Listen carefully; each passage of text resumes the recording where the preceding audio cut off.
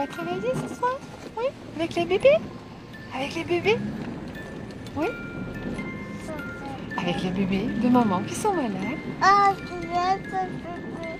Il n'y a pas de bébé. Il n'y a pas de bébé ici, mais non. À l'hôpital de maman? Oui. Il n'y a pas de bébé. Ah, il n'y a pas de bébé. Sylvie Hubin est infirmière depuis 16 ans dans un service pédiatrique. Pour concilier métier et vie de famille, elle a opté pour le temps partiel de nuit à la naissance de son premier enfant. 40% des infirmiers choisissent ainsi le temps partiel, qui provoque en partie la pénurie actuelle. Mais les contingences familiales n'expliquent pas tout.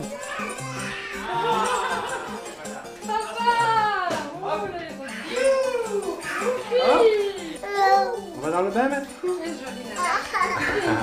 Ah, voilà. Maintenant, on va partir conduire maman au travail. Allez.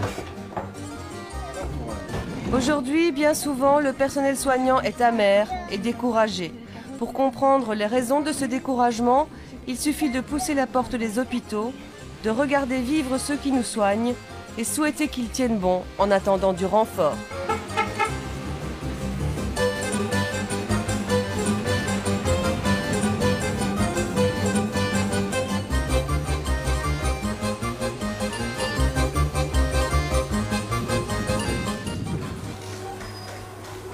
Il est 15 h aux soins intensifs pédiatriques.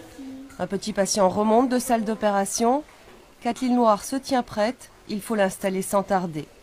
C'est une tâche à haute responsabilité que l'infirmière est seule à assumer. Ici comme ailleurs, elle est bien loin l'époque où le personnel soignant n'avait qu'un rôle d'exécutant.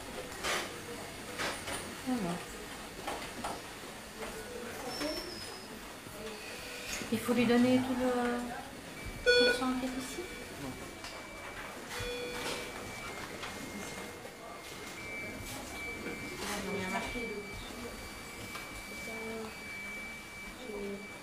C'est un moment où il ne faut pas traîner, où il faut aller vite pour qu'ils soient installés, parce qu'il y a un monitoring de transfert, mais bon, qui ne reste pas très longtemps, on doit passer tout à fait sur notre monitoring à nous, et donc il y a un moment creux entre les deux, donc il ne faut pas traîner, il faut faire les choses dans l'ordre, dans la séquence, et ne pas perdre de temps.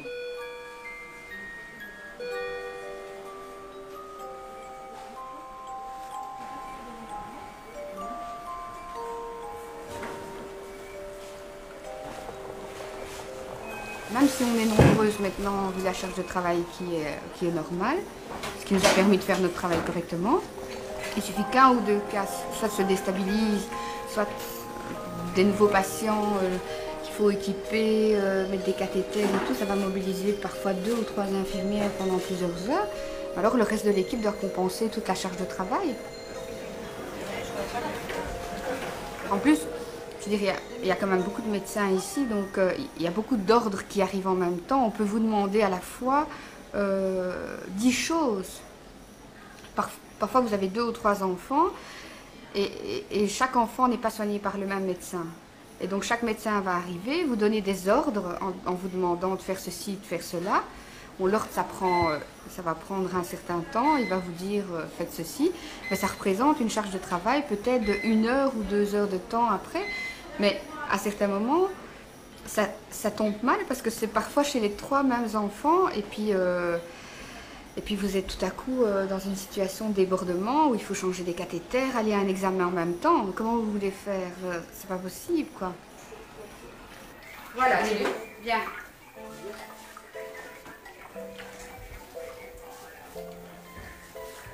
C'est bon, Lily? Ça va, le chaud? C'est sur ton garage, hein?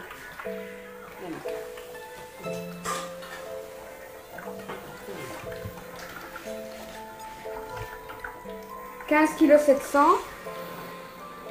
Non, pas c'est le masque. Non, c'est moi qui vais regarder. C'est bon?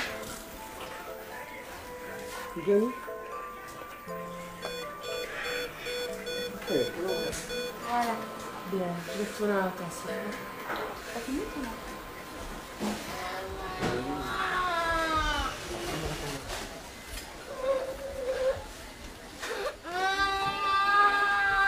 Maman va venir. On va aller la chercher tout de suite. Oui, elle est dans le couloir. La saturation, on va juste installer un petit peu et puis tu peux dormir. Les parents peuvent être là tant qu'ils veulent. Donc on est habitué à travailler avec eux. Si vraiment il y a des actes où on se sent plus à l'aise quand les parents ne sont pas là, on leur demande gentiment, on leur explique ce qu'on va faire, pourquoi on préfère qu'ils ne soient pas là, et on fait l'acte technique pendant qu'ils sont à l'extérieur, on va les chercher quand c'est fini. Mais il y a beaucoup de choses qu'on fait maintenant avec les parents à nos côtés, et je crois qu'ils comprennent nettement mieux ce qu'on fait, comment on le fait, si ça se passe bien, quand ils sont à côté, ça enlève leur peur, leur crainte de ne pas savoir ce qu'on fait à leur enfant. Pauline, Le dossier, donc. c'est facile, ça pourrait se rendre pour installer.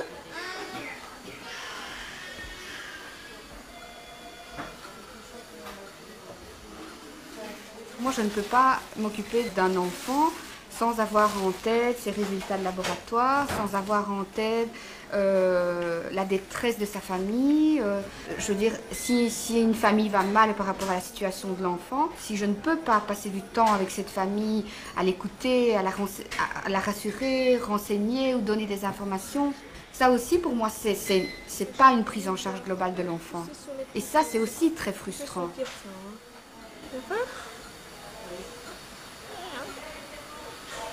T'es très courageux, c'est Et parfois, on est dans des situations d'agressivité, où on réagit agressivement, et c'est très frustrant. Parce que quand on rentre chez soi, on se dit, mais pourquoi j'ai dû ou j'ai été agressive avec ma collègue, avec un patient, avec une famille. Mais c'est parce qu'on nous donne des conditions de travail tellement difficiles que parfois, c'est comme ça qu'on compense, quoi. Parce que, je veux dire, c'est humain, je pense, c'est humain.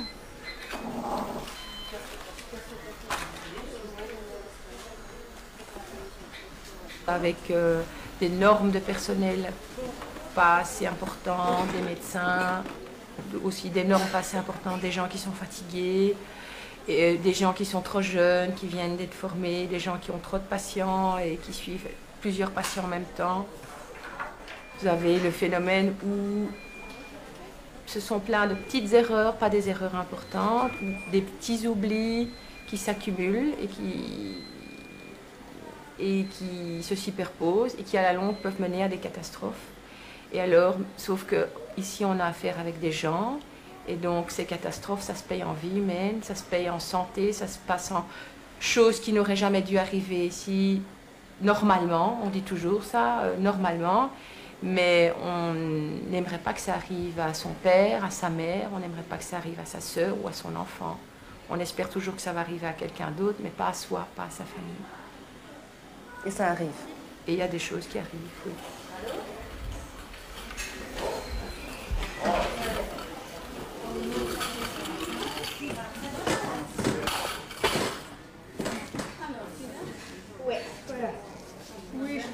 L'équipe est très solidaire. Quand il y a quelqu'un qui a une tuile, vraiment l'équipe est là pour vous soutenir. Ça, c'est sûr. Et je veux dire, et par rapport aux enfants, c'est aussi comme ça. Je veux dire, s'il y a des décès dans l'unité, des décès d'enfants, c'est toujours très difficile pour nous parce qu'on est très attachés aux enfants, mais on est aussi très attachés aux parents. La peine des parents, la douleur des parents, le manque, la perte de cet enfant va créer, ça nous touche. Je veux dire, très souvent, on est ici en train de pleurer, je veux dire, avec les parents qui viennent de perdre leur enfant parce que ça nous fait mal pour eux. Je trouve qu'on est une équipe vraiment très humaine, quoi. Et c'est grâce à ça qu'on tient, parce que je pense que c'est tellement difficile et c'est tellement lourd et la charge de travail est tellement importante que si on voudrait se cacher derrière de l'agressivité et de l'indifférence, on ne tiendrait pas comme ça. On ne tiendrait pas aussi bien.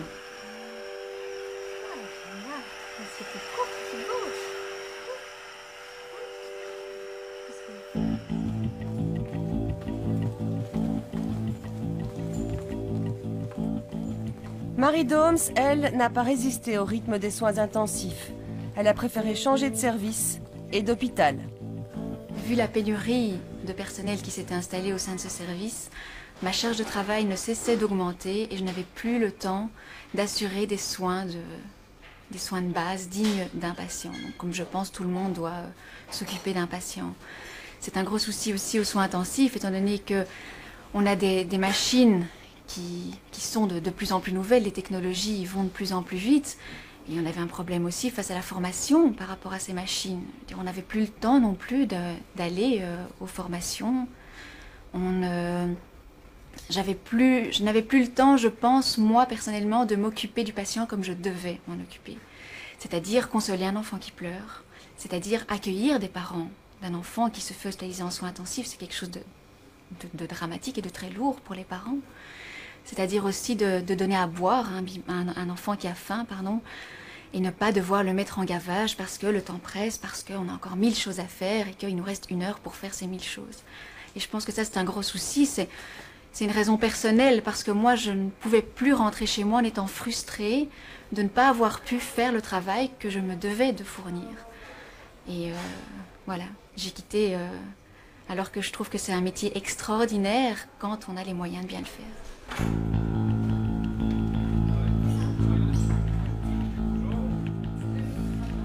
Plus médiatisés et par conséquent plus valorisés, les services d'urgence souffrent moins de la pénurie. Ce sont aussi des services qui proportionnellement attirent plus d'hommes infirmiers. Ici, le personnel médical et le personnel soignant travaillent main dans la main pour traiter les cas aigus. Ok, voilà. Vous avez eu l'occasion de faire des prises au sang, monsieur?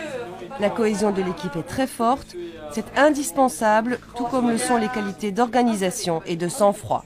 Il a SASU très basse. 83. Ici, on doit avant tout apprendre à gérer le stress. Les gens arrivent en état de crise ou d'urgence, ou bien ils n'ont pas de médecin traitant, mais ils veulent être vus assez vite. Donc, il faut d'abord qu'on apprenne à trier et voir quelle est l'urgence primordiale ou pas. Et en fonction de ça, on fait les premiers soins, ou bien on demande aux gens de patienter. On essaye d'avancer les choses. C'est-à-dire que nous avons donc une formation d'infirmière avec une spécialisation. Si on voit que la personne n'est pas bien parce qu'elle fait une affection médicale grave ou que le patient est à grand risque d'une intervention chirurgicale, c'est vrai qu'on va déjà avancer le travail en mettant une perfusion, en faisant les prises de sang, un ECG si nécessaire et les premiers examens. On le signale au médecin et le médecin prend le relais, histoire de gagner un petit peu de temps. Là, je vous donne un petit médicament pour la douleur. Mais vous devez rester à en mettre sous la langue. Mettez le médicament sous la langue. Allez. Ça va vous calmer un petit peu, vous allez voir. Vous opérez bientôt.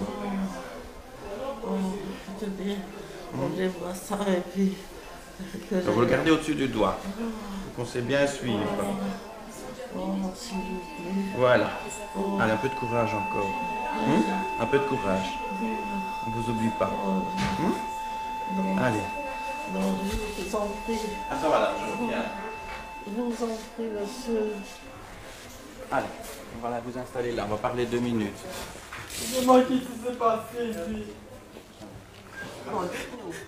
J'aime pas l'hôpital. Quel jour sommes-nous? Non. Je crois que vous avez un peu trop bu. Hein? Non. Non. C'est quoi alors? Les gens viennent parfois juste pour parler. Donc ils se présentent, ils ont mal quelque part, mais à la fin on constate que c'était juste pour qu'on s'occupe d'eux, qu'on écoute un petit peu, qu'on les rassure.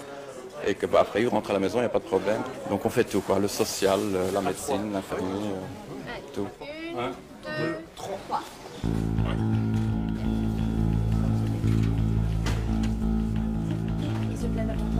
Dans la nuque et dans la poitrine. Avez-vous mal dans le dos? C'était reine. Mais dans le cou, Oui aussi? Vous avez des problèmes au cœur?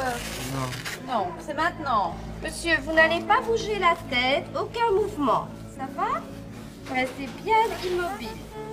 Il vaut mieux rester comme ça. C'est très intéressant du point de vue professionnel parce qu'on a un panel pathologique énorme, psychologique, et on fait un peu le tour de la profession au même endroit, je dirais. C'est un choix qu'on fait. C'est parfois lourd au bout de la journée parce qu'on est sollicité constamment. Mais je trouve que c'est très varié.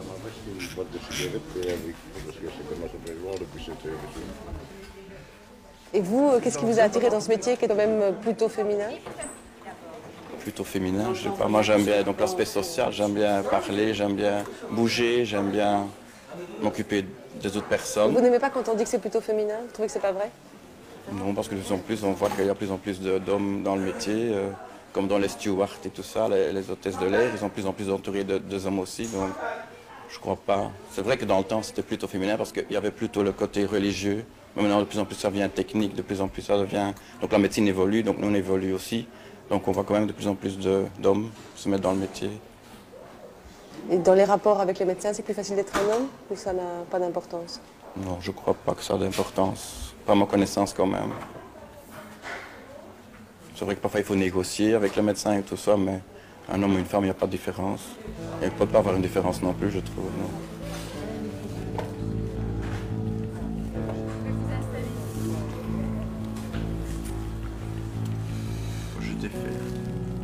Le médecin est bien obligé de se rendre compte qu'il a besoin des infirmières, qu'il a besoin d'aide et que bon, il n'est pas grand-chose tout seul. Dans des services comme ici, les urgences, forcément que c'est indispensable de travailler en équipe. Et, bon, je dirais que tout le monde est égal, quoi. Hein, il n'y a pas de... Il n'y a plus tellement de gens, de médecins hautains qui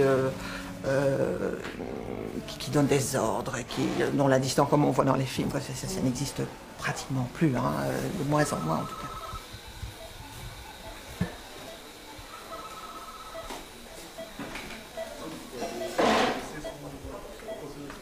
Enfin, c'est pas possible ça.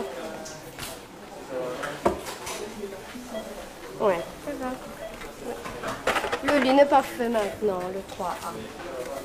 Et tu veux pas faire le 22-20, Francis?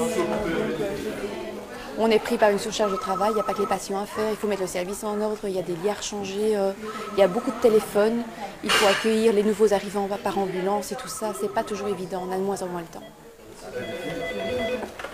Pour les urgences? Oui. Oui, ben écoute, elle est toute seule et elle est débordée ici. C'est urgent? Les hémocs au 2B, c'est ça? Je vais lui dire, quand elle a le temps, hein, parce que ce ne sera pas tout de suite. Hein. Est-ce que vous avez le sentiment que dans l'opinion publique, on se rend suffisamment compte de la responsabilité que les infirmières endossent? Je ne pense pas. Je ne pense pas. Elles ne sont certainement pas traitées comme elles le méritent, parce que leur rôle est indispensable, leur rôle est très important. Ce sont celles qui sont le plus proches du patient, qu'il soit hospitalisé ou qu'il soit... Parce que c'est elles qui donnent les soins, c'est elles qui sont tous les jours auprès du patient. Et elles ne sont en général pas remerciées de ce qu'elles font. Et parfois même méprisées, quoi. Certains patients ne sont pas respectueux. Et ils ne comprennent pas toujours, même quand on leur explique.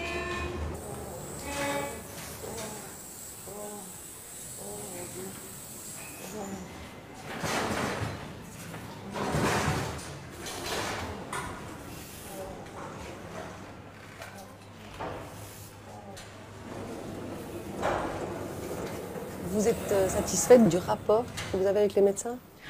Oui, je suis satisfaite, mais il faut soi-même, comment dire ça? Je dis, il faut oser. Je pense qu'il faut oser, il ne faut pas avoir peur, il ne faut pas se dire, mon Dieu, c'est le docteur, c'est le professeur, machin, je ne vais rien aller lui dire. Non, je pense qu'on travaille en équipe, et si on ne travaille pas discipline avec discipline, on s'en sortira jamais. Si on n'ose pas franchir la pseudo-barrière d'il y a 40 ans, on n'arrivera à rien. Hein. C'est pour le bien du patient, hein. C'est pas pour nous. Hein. Moi, ce qu'on pense de moi, quelque part, je m'en moque. Hein. On peut penser que je suis nulle, un médecin peut penser que je ne suis qu'une infirmière. Moi, c'est son problème. Moi, je sais ce que je vaux, et tout ce que je veux, c'est le bien-être du patient. Donc, je donnerai tout ce que j'ai pour faire que ce patient soit soigné dans des conditions optimales. Comme tous les jours, Geneviève de Jong fait à pied le tour de son hôpital spécialisé en cancérologie. Chargée du personnel, elle évalue les besoins de chaque service et fait appel aux sociétés d'intérim pour combler les trous. Ce recours aux intérimaires s'est considérablement développé ces dernières années. Le système a des effets pervers. Il nuit à la cohésion de l'équipe et peut mettre à mal la qualité des soins. Mais il est incontournable en cette période de disette. Ici, au premier étage, il y a plus de 50% de gens qui manquent. Si nous n'avons pas d'intérimaire, on ne sait pas fonctionner. Le problème est en fait que les infirmières ne viennent pas s'engager et qu'il faut bien trouver des solutions pour laisser des lits ouverts, que les patients puissent être traités. C'est aussi un problème financier. Si les lits ne sont pas ouverts, il n'y a pas de remboursement. S'il n'y a pas de remboursement, il n'y a pas de sous. S'il n'y a pas de sous, on ne sait pas fonctionner. Et on entre dans un cercle vicieux. Donc, ce qu'il faut essayer de faire, c'est d'essayer d'améliorer les conditions de travail. Mais c'est très difficile parce que sur le marché, il n'y a pas assez d'infirmières. Et qu'à partir de ce moment-là, elles peuvent chercher ce qui leur plaît le plus, ce qui est aussi peut-être pour elles le moins astreignant. C'est aussi important. Pour le week-end, c'est bouclé. Je prends les bons des intérims. Et voilà. Ok, bonjour monsieur le général. Ça va? Ah oui, ça va. Vous adaptez bien? Oui. Oui? Oui, ça va. Vous sentez bien? Ça fait bien. Au revoir. Au revoir. Bien, bonjour. Voilà. Bonjour. Donc moi je venais voir un petit peu comment ça s'était passé avec l'infirmière, l'intérimaire, la nouvelle. Elle m'a dit qu'elle venait plus jamais. C'est vrai? Pourquoi? Parce qu'elle a trop de boulot. Parce qu'elle n'a pas arrêté, elle a couru dans tous les sens et puis on a eu un problème avec un patient jeune, 35 ans, tout ça, donc elle ne s'en sortait pas. En plus que la monitrice de nuit, c'était une intérim aussi, qui ne connaissait pas non plus. Oui, mais elle n'avait pas de monitrice de nuit. Pourtant, elle ne vient plus jamais. Elle ne connaissait pas le rythme de la maison. Ouais, pour avoir une salle comme ça, elle s'est bien débrouillée. Elle a aussi fait la remarque qu'on transfuse la nuit. Je dis oui, les patients oncologie, hémato et tout ça. Les transfusions qu'on savait attendre, on les a mis pour ce matin, mais il y en a toujours la nuit des transfusions. Donc, Père Boucher, tu connais, donc elle a dû repiquer le patient, des trucs comme ça. Comme tu dis, si elle a mal vécu la situation avec le patient jeune. Oui, mais c'est dur, hein. Je veux dire, il a fait une crise de dyspnée, tu connais. Il a dit d'ailleurs qu'il allait, je sens que je vais mourir. Comment les patients voient aussi une infirmière qu'ils n'ont jamais vue. Donc les patients, ils sont. Je veux dire, ils parlent. Ce matin, j'ai fait le tour et les patients, ils parlent de la petite qui a fait la nuit. La petite qui a fait la nuit, elle ne savait pas comment mettre mon lit plus droit. Ils sentent ça, ils sentent que c'est quelqu'un qui n'est jamais venu. Donc voilà. Mais sinon, cette fille, elle est très bien, quoi. Elle a fait ce qu'elle pouvait. Pour la nuit, c'est limite toujours parce que l'infirmière se retrouve quand même seule dans un milieu qu'elle ne connaît pas, un hôpital qu'elle ne connaît pas. Donc le jour, c'est plus faisable, entre guillemets, parce qu'elles sont encadrées par du personnel fixe, mais ce n'est pas le cas dans notamment 2 services chez nous où le personnel fixe en place est tellement en manque, il manque de personnel, donc elles n'ont pas non plus l'occasion d'être encadrées correctement. Et le fait de changer d'étage, le fait de changer de plage horaire, d'hôpital ne responsabilise pas autant.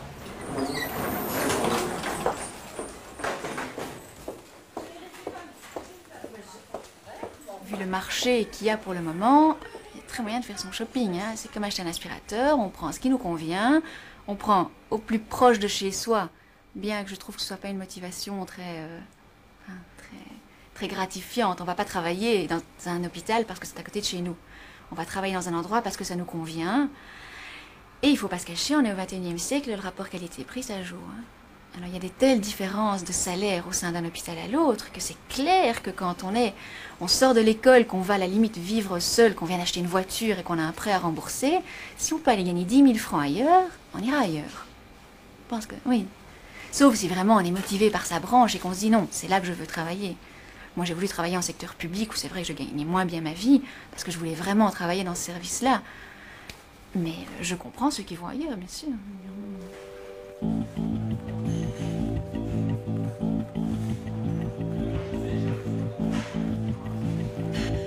Une jeune infirmière, par exemple, elle débute avec 48 000 francs. Là, dans ces 48 000 francs, il y a 11% de services irréguliers, ce qui veut dire week-end, parfois service coupé et service de nuit. Pour le même prix, vous pouvez faire autre chose qui est moins stressant, qui est moins de responsabilité, que vous gagnez autant. Ça va? Évidemment, on ne fait pas ce métier pour l'argent non plus, loin de là. Bon, ça y contribue quand même. Hein. Vous êtes sur les qui-vive du matin au soir et du soir au matin. Hein. Germandine Panis a choisi de travailler dans le service public, reconnu pourtant comme moins rémunérateur que le privé. Ici, en gériatrie, la durée d'hospitalisation est plus longue. Et Germandine trouve son épanouissement dans un contact suivi avec les malades et dans le besoin profond de soulager leur souffrance et leur solitude. Malgré la lourdeur de la tâche, c'est le sentiment d'avoir vraiment pu aider les malades qui la retient dans ce métier, comme la plupart de ses collègues. Qu'est-ce que vous dites? Vous n'avez rien compris. Voilà, c'est la coiffeuse. On va vous laver les cheveux, on va un peu les couper pour que vous soyez toute jolie, toute belle. Ah bon? On va plus vous reconnaître là. Hein? Je suis propre. Hein? Et vous aussi?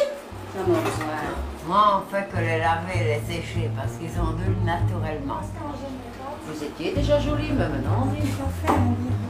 Je peux encore passer à côté de vous? Non. Non, merci beaucoup. Je vous en prie, madame. Bonne journée, bon appétit.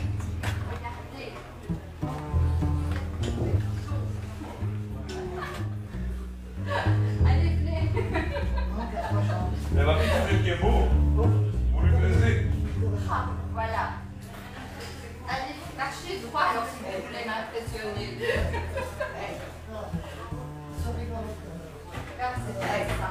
Il faut savoir l'écouter, ça c'est très, très important, pouvoir les écouter. Et malheureusement, pour ça, on n'a pas beaucoup de temps. Hein. On fait de son mieux, mais c'est pas tous les jours évident, quoi.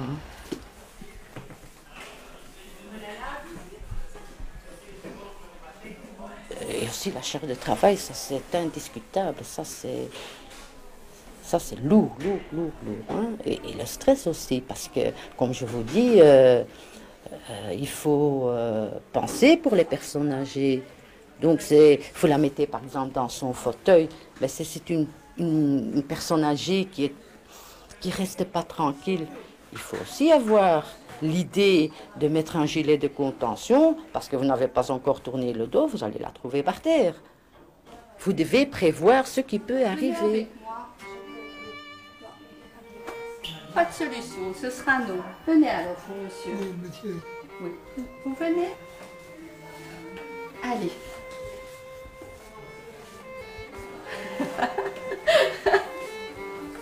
Quel beau sourire vous faites, dites. Ce serait maintenant montrer vos dents de Dracula. Ah, là, vous n'osez plus, hein? C'est trop beau ici. Ah, vous avez peur. À moins que monsieur me demande de le faire voir. Oui, monsieur vous le demande, faites ça. Allez, venez.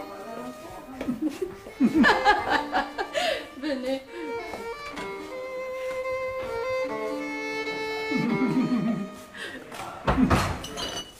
Bon appétit.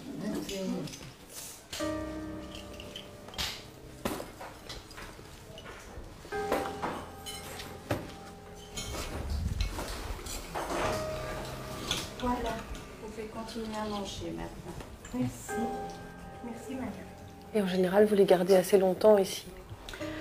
Assez longtemps, non, parce qu'il y a quand même, on ne peut pas garder une personne indéfiniment, donc, hein, mais on les garde en attendant souvent le placement dans un centre ou dans un home, oui. Oui, oui. Ça me donne beaucoup de courage.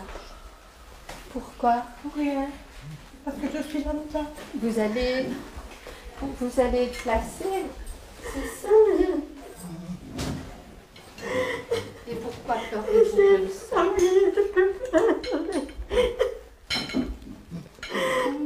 Toujours des malheurs dans le jardin. Mais Toujours des malheurs dans le jardin. Vous vous rendez quand même bien compte qu'à la maison, c'est pas vraiment possible pour vous. Mais si j'aurais pris une femme à journée, et j'aurais pu faire ça. Ici, je vois encore monsieur le curé qui vient, je vois encore le monsieur qui est gentil. Mais non, là, on verra rien du tout. Mais si, c'est comme ici à Home. On verra ça.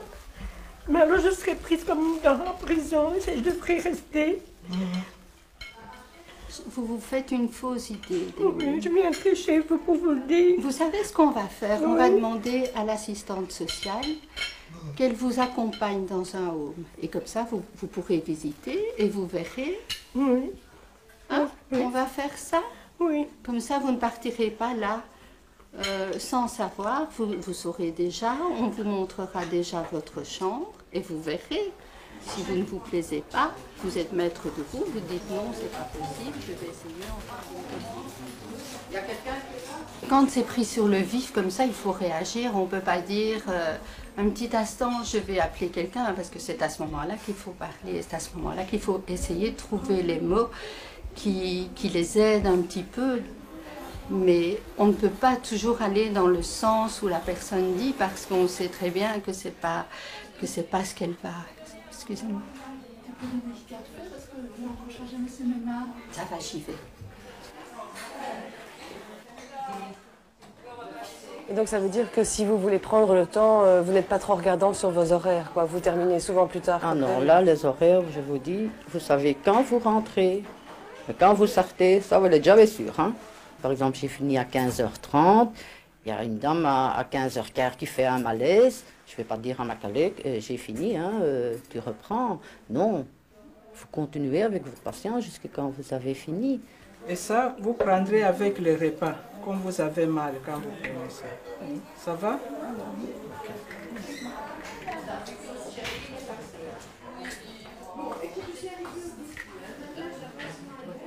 Voilà.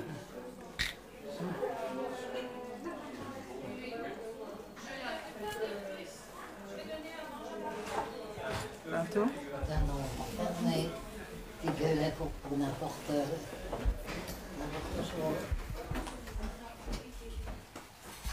Personne. Vous avez mal aux yeux? Non, pas mal. Et aux jambes? Vous avez encore mal? Non, un peu. Vous savez ce qui vous ferait du bien? C'est un tout petit peu de gymnastique au niveau des genoux. Oui. Vous me voyez venir, c'est ça? Oui. Et vous ne voulez pas me faire plaisir? Non, je ne fais plus rien. Non? Non. Et qu'est-ce que vous allez faire de toute la journée alors? Tricoter. Ah, ça c'est une idée. Ça c'est une idée. Et là, vous allez... Qu'est-ce que vous faites la journée, là? Oh, mais je ne fais rien. Je ne fais rien. Vous n'allez pas un Non, peu parce à que l'ergothérapeute, là? Non, rien du tout. Je ne sais pas marcher, ni rien du tout. Non, et j'ai un sale caractère. Ah bon? Oui, enfin, vous savez, j'aime pas... comment je vais dire? Je veux pas sortir, je veux pas... Parce que je ne sais pas marcher, ça m'embête. Et enfin, des trucs comme ça. Et si on vous met dans une chaise roulante? Je veux pas, j'en ai une. Ce serait quand même plus gai, hein? Mais j'aime pas. Et vous restez toute la journée comme ça dans votre chambre? Et je fais que lire. Je crois que j'ai lu des bouquins, un tas de bouquins. À demain alors. Et vous avez la télévision dans la chambre? Et puis j'ai mon fils et ma belle-fille. Quand même. Ah, ils viennent vous rendre visite Et c'est régulièrement. Et eux vous sortent pas de temps en temps? Non, je veux pas. Non plus? Ils sont fâchés, mais tant pis pour eux. Hein. Moi, j'ai envie d'avoir la paix. C'est comme si je soignerais ma grand-mère ou mon grand-père. Et moi, je les adore, leur mimique, leur façon de s'exprimer. La personne âgée est vraiment quelqu'un d'exceptionnel. Hein. Quand vous le connaissez bien et que vous avez... C'est vraiment bien. C'est vraiment bien.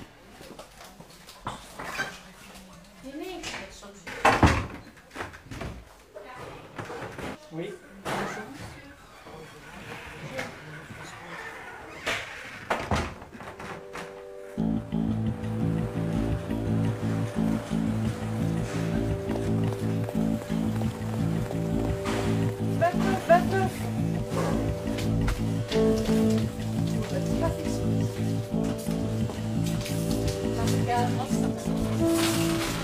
Il faudra bouger parce que la réalisation arrive.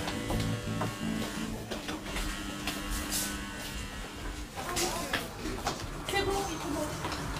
C'est la personne qui peut se prendre. Il va bien, il a Merci.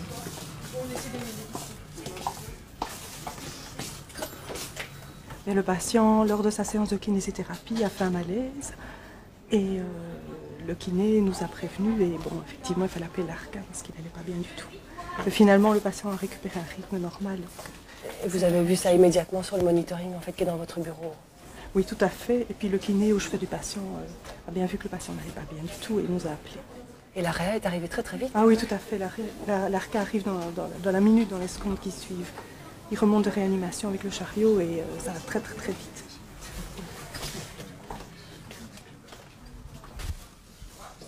On a vu ici, c'était un moment stressant et pourtant chacun avait l'air de savoir très bien ce qu'il devait faire. Donc il y a quand même une très bonne cohésion. Oui, mais c'est là pour ça. Voilà, et je vous dirais que vous seriez venu il y a 6 mois, je fonctionnais avec 5 équivalents temps plein en moins, ce qui veut dire que je travaillais avec énormément de personnels intérimaires ou des jobistes ou des personnes que je n'avais pas, ou des personnes moins formées, et donc cela entraîne des conséquences effectivement.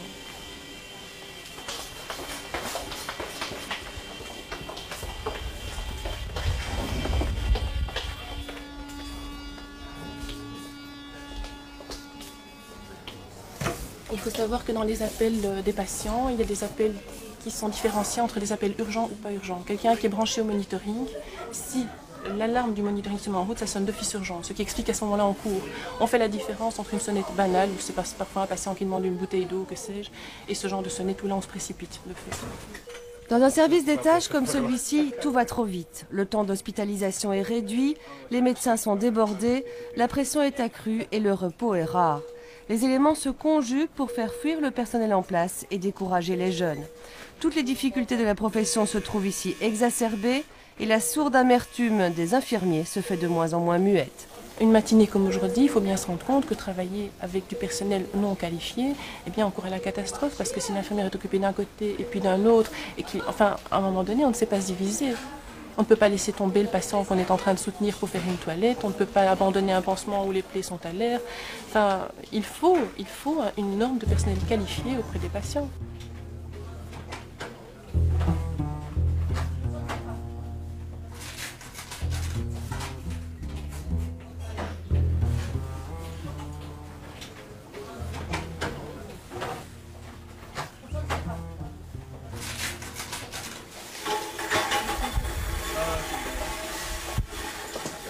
Vraiment, un des rôles infirmiers, je dirais, c'est ce rôle de médiateur, de facilitateur entre l'information médicale et l'information aux patients. Parfois, les patients confient, je ne sais pas pourquoi, mais très fréquemment, beaucoup plus aux infirmières, les problèmes qu'ils peuvent avoir et qui concernent pourtant la prise en charge médicale. Parce qu'en général, ils sont un petit peu impressionnés quand on arrive comme ça.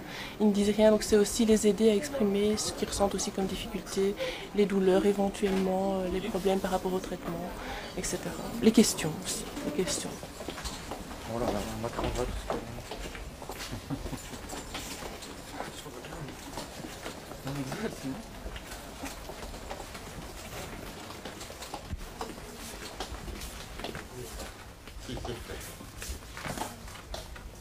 Bon, vous chauffez toujours autant hein, que ce matin. Au niveau de l'estomac, comment ça se passe?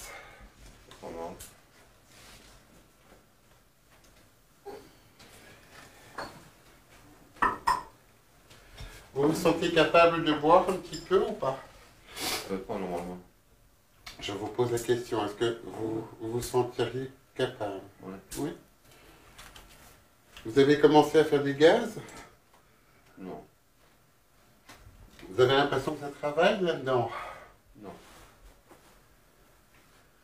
Par rapport aux malades, le fait d'être un homme, parfois, il y a une certaine réticence parce que c'est pas l'infirmière qu'on a appelée, ou bien parce que dans l'optique des gens, avoir une infirmière, c'est quelque chose de normal. Je crois que ça doit dater du Moyen-Âge et que maintenant, le fait qu'il y ait des hommes, c'est vrai qu'on a un métier où la pudeur est tout à fait supprimée et que de se retrouver dans des positions très inconfortables ou délicates devant un homme n'est pas toujours faisable ou facile. Bon, une femme va utiliser facilement un gynécologue, mais une femme ne va pas nécessairement avoir facile à se faire laver par un homme. Voilà, ça c'est le genre. Je suppose que c'est la même chose dans l'autre sens. Non, je pense pas. Je pense pas. Je pense que beaucoup de malades masculins qui sont hospitalisés préfèrent avoir une infirmière qu'un homme. Donc, parce qu'il y a quand même encore ce petit côté... un peu phallo. Oui. Oui. Ça existe encore. Beaucoup, beaucoup, énormément. On rencontre ça très souvent. Ouais. Bonjour monsieur. Madame. Je vais recontrôler votre tension parce qu'elle était élevée. Oui, je vous en prie.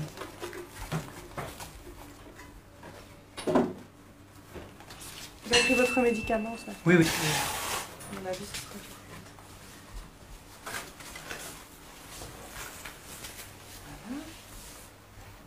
La présence d'un homme est parfois très sécurisant, et pour les autres malades, et pour les collègues féminins. Ça, c'est sûr. La nuit, par exemple, ce qui est dommage, c'est qu'on ne soit pas deux systématiquement dans les services. Mais quand on est tout seul dans un service et qu'on est une femme dans un service lourd, je crois que ça doit être très sécurisant de savoir qu'il y a un homme qui peut être là. Malheureusement, les conditions de travail ne sont pas celles-là. Vous avez mal à l'estomac? Non, récemment non. Vous mangez bien maintenant? Oui, je mange. Je mange. Convenablement? Oui. Et ils sont gentils dans le home? Oui, très bien. Bien gentil, bien soigné, tout ce qu'il faut. Clément, je vous les donne ou je vous le mets en chambre? Non, je crois qu'il venait le chercher ici. Oui, mais je vous le donne. Ça va? Oui, merci. Vous le mettez dans votre poche, hein, vous le prendrez en chambre. Ouais. Il y a des gens aussi qui viennent à l'hôpital comme s'ils allaient à l'hôtel. C'est pas. Je crois qu'il y a une éducation du public aussi à faire à ce niveau-là, surtout dans la conjoncture de travail dans notre profession. Je pense aussi que ce qui est en notre défaveur, ce sont toutes les assurances, hospitalisation, où les gens ont droit à des tas d'avantages. Donc les assureurs leur offrent des avantages, on leur décrit ça, mais vraiment comme si c'était un catalogue de vacances. Et puis quand ils arrivent, ils sont là avec toutes leurs optiques, leurs idées, leurs fausses croyances. Et nous ne répondons pas à ça. Donc fatalement, ils se placent en clients mécontents. C'est difficile à vivre pour nous.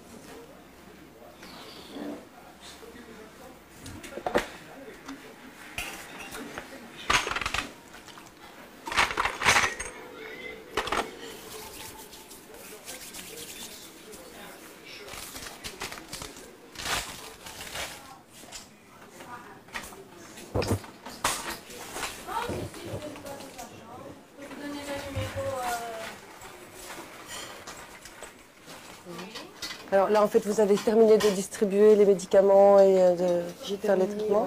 J'ai distribué les médicaments, intraveineux, quelque chose de 6 heures. Et il va y avoir un petit moment un peu plus calme maintenant? Non, parce que maintenant on a distribué les repas de 6 heures, il va falloir débarrasser. Ensuite, on devra mettre à jour les données infirmières dans l'ordinateur pour faire le relais à la veilleuse qui va prendre son service vers 20h30, mais qui vient en général un petit peu à l'avance pour pouvoir être à l'heure pour son tour qu'elle fait entre 9 et 10. Donc, parce qu'à ce moment-là, les patients sonnent tous pour avoir leur somnifère. Et donc... Après ça, on doit encore faire notre tour de médicaments de 20 heures. On a encore des injections anticoagulants. Il faut installer les patients pour la nuit, refractionner certains, les coucher, ceux qui ont été levés pour remanger au fauteuil le soir. Et en gros, c'est tout ça, mais on sera pas mal occupé d'ici que la veilleuse arrive. La charge de travail ne fait qu'accroître. Je ne sais pas si ça va apparaître un jour, mais moi j'aimerais bien qu'un ministre qui prend des décisions pour nous soit un jour hospitalisé et qu'on ne la favorise pas, qu'on la prenne comme monsieur ou madame tout le monde, et si elle la sonne après une infirmière en pleine nuit, qu'elle doive attendre 2 heures. Ça me ferait terriblement plaisir.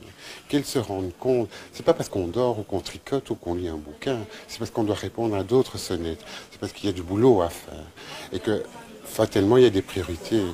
Et donc, ça, il faudrait que nos responsables politiques comprennent.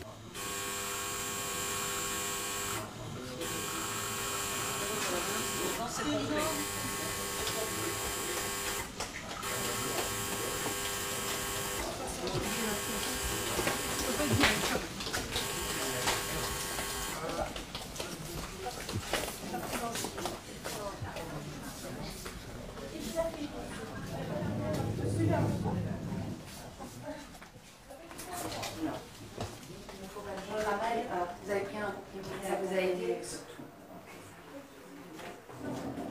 Vous n'avez plus une nausée? Jusqu'à présent. Ça va, vous avez dit alors. Merci.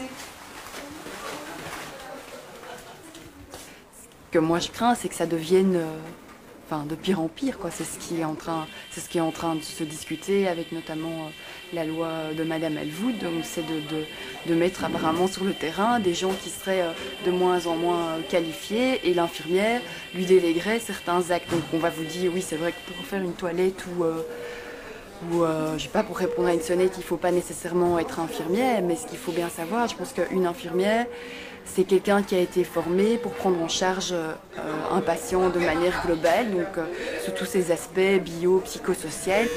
Quand elle fait la toilette d'un patient, c'est un moment où elle peut se rendre compte que le patient a des rougeurs au niveau des talons et du siège, qu'il risque de faire un escarre. Donc c'est à l'infirmière de penser à mettre en œuvre des moyens de prévention comme un matelas spécial, des changements de position, de renforcer l'alimentation du patient. Un geste peut-être en soi la toilette, un geste simple que quelqu'un d'autre pourrait poser, je dis l'infirmière va le faire peut-être avec une autre réflexion derrière.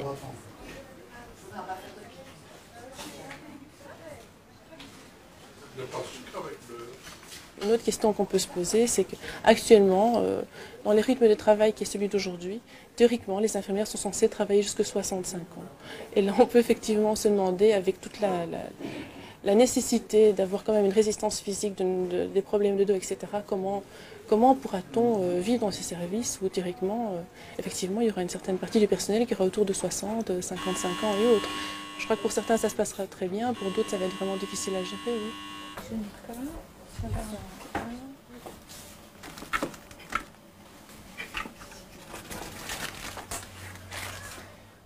Voilà. Oh, mes fiches. Écoute, moi je ne suis plus trop les fiches.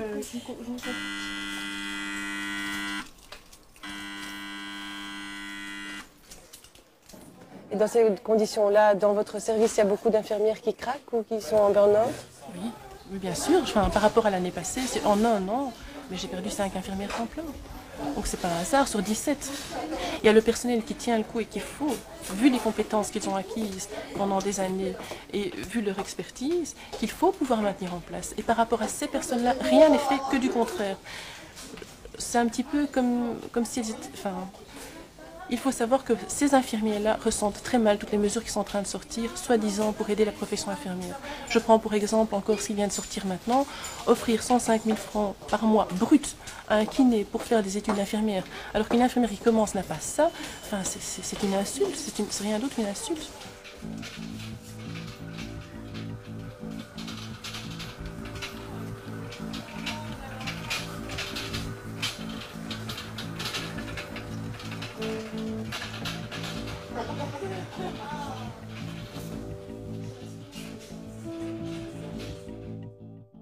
On n'est pas des magiciens, hein. Les médecins ne sont pas des robots, hein. Ce sont des praticiens de l'art de guérir et nous on est des praticiens de l'art de soigner. Donc on est des artisans, on pratique un art. Donc c'est pas une science exacte. On sait des choses mais on ne sait pas tout. Et on fait du mieux qu'on peut avec ce qu'on a et avec ce qu'on sait.